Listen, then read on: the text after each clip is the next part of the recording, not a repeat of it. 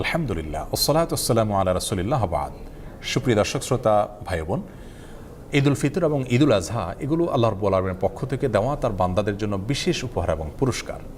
রমাদান মাসব্যাপী ইবাদতবন্দি করার পর আল্লাহ তাআলা নগদ পুরস্কার হিসাবে ঈদুল ফিতরের আনন্দ আমাদেরকে দিয়েছেন।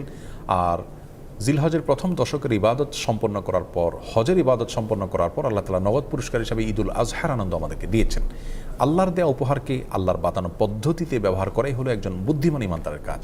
আর সেজন্য আমরা আজ ঈদুল ফিতরের সুন্নাহ সমূহ আলোচনা করতে চাই। কিভাবে প্রিয় নবী সাল্লাল্লাহু আলাইহি সাল্লাম ঈদুল ফিতর উদযাপন করতেন, সাহাবায়ে কেরাম ঈদুল ফিতরে কী কী আমল করতেন, সেগুলো আমরা পেশ করবো ইনশাআল্লাহ তাআলা।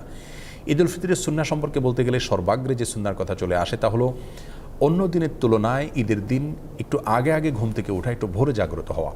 ফজর নামাজে উপস্থিত হওয়াটা ঈদের নামাজে উপস্থিত হওয়ার চাইতে অনেক বেশি গুরুত্বপূর্ণ।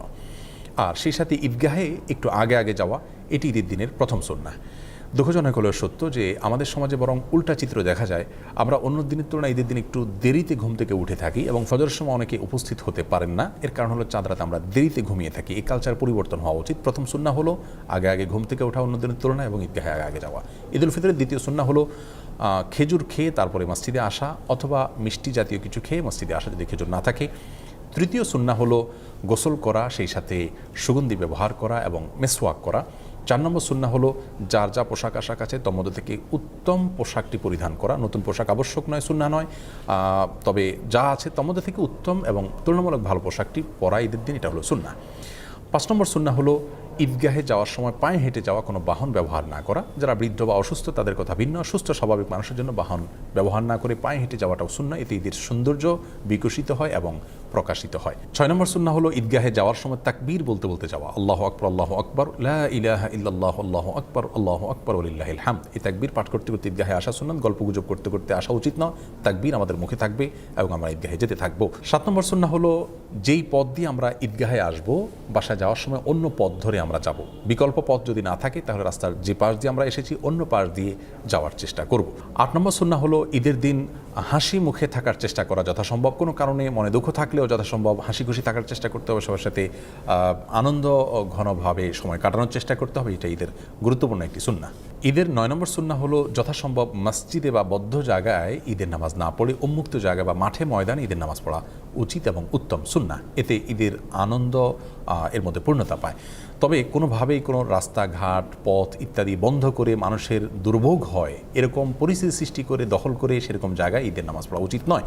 উন্মুক্ত জায়গা যদি পাওয়া যায়, কারোর জায়গা যদি কেউ পারমিশন দেন তাহলে সেই জায়গাতে হতে পারে, অথবা শহর অঞ্চলে যদি সেরকম কোনো জায়গা না থাকে তাহলে মসজিদেও ঈদের নামাজ হতে পারে। ঈদের 10 নম্বর এবং সর্বশেষ সুন্নাহ হলো একে অন্যকে শুভেচ্ছা জানানো ঈদ উপলক্ষে। সেটি সাক্ষাৎ হলে হতে পারে, বার্তাযোগে হতে পারে। সাহাবায়ে কেরাম একজনের সাথে অন্যজন সাক্ষাৎ হলে, যোগাযোগ হলে ঈদের দিন তারা শুভেচ্ছা জানাতেন এইভাবে, তাকাব্বালাল্লাহু মিন্না ওয়া মিনকুম সালিহাল আমাল। যার অর্থ হলো গোটা রমজান ব্যাপী আপনি এবং আমি যে সমস্ত নেকামল করেছি আল্লাহ তাআলা আমাদের উভয়ের নেকামলগুলোকে কবুল করে নিন। এই দোয়াটাকে সংক্ষেপে এভাবে বলা যেতে পারে, তাকাব্বালাল্লাহু মিন্না ওয়া মিনকুম, তাকাব্বালাল্লাহু মিন্না ওয়া মিনকুম। এভাবে আমরা একে অন্যকে ঈদের শুভেচ্ছা জানাবো। এটাকে বাংলায় আমরা বলতে পারি, আপনার এবং আমার সমস্ত নেকামলগুলো আল্লাহ তাআলা কবুল করুন। এই দোয়ামূলক শুভেচ্ছা ঈদ উপলক্ষে, ঈদুল ফিতর উপলক্ষে আমরা একে অন্যকে পেশ করব। সেই সাথে ঈদ মুবারক যেটা আমরা বলে থাকি আমাদের সমাজে, সেটি বললেও কোনো অসুবিধা নেই। ঈদ মুবারকের অর্থ ভালো, অর্থাৎ আপনার ঈদ বরকতময় হোক।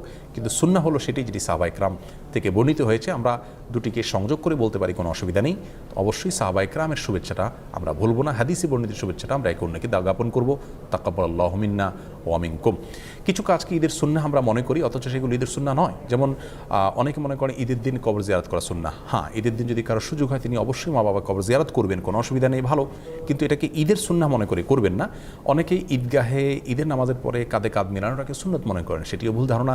অনেকদিন পরে কারোর সাথে সাক্ষাৎ হয়েছে, সম্প্রীতি বা ভালোবাসা প্রকাশের জন্য আপনি কাঁধে কাঁধ মিলালেন, সেটি করা যেতে পারে, কিন্তু ঈদের সুন্নাহ মনে করে সেটি করা উচিত হবে না। সেই সাথে অনেকে মনে করেন যে ঈদের দিন নতুন পোশাক পরা সুন্নাহ, সেটিও ভুল ধারণা।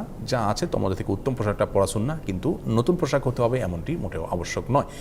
ঈদ উপলক্ষে অনেকে অনেক বেশি পাপের কাজে নিমজ্জিত হয়ে যান। বিশেষ করে যুব সমাজকে দেখা যায় যে ব্যান্ড পার্টি, বিভিন্ন রকমের মিউজিক অনুষ্ঠান ইত্যাদির মাধ্যমে তারা ঈদ পালন করে থাকেন। অনেক মা বোন আছেন যারা গোটা রমজান জুড়ে আল্লাহর ইবাদতবন্দি করেছেন, অথচ ঈদের সময় তারা পর্দার বিধানকে লঙ্ঘন করে তারা বিভিন্ন গায়রে মাহরাম ছেলেদের সাথে মিশছেন এবং বাহিরে তারা বিনা প্রয়োজনে ঘোরাফেরা করছেন। এই অসুস্থ সংস্কৃতি থেকে আমাদের বের হয়ে আসা উচিত। আল্লাহর দেয়া ঈদকে আল্লাহর বাতানো পদ্ধতিতে ব্যবহার করা উচিত। আল্লাহর অবাধ্যতায় আল্লাহর দেয়া ঈদকে যদি আমরা পালন করি তাহলে সেটি গুনাহের কারণ হবে। আল্লাহ তাআলা আমাদের সকলকে ঈদের সুন্নাহকে পালন করার তৌফিক দান করুন, সুস্থ এবং সুন্দরভাবে ঈদ উদযাপন করার তৌফিক নসিব করুন। আসসালামু আলাইকুম রহমতুল্লাহ।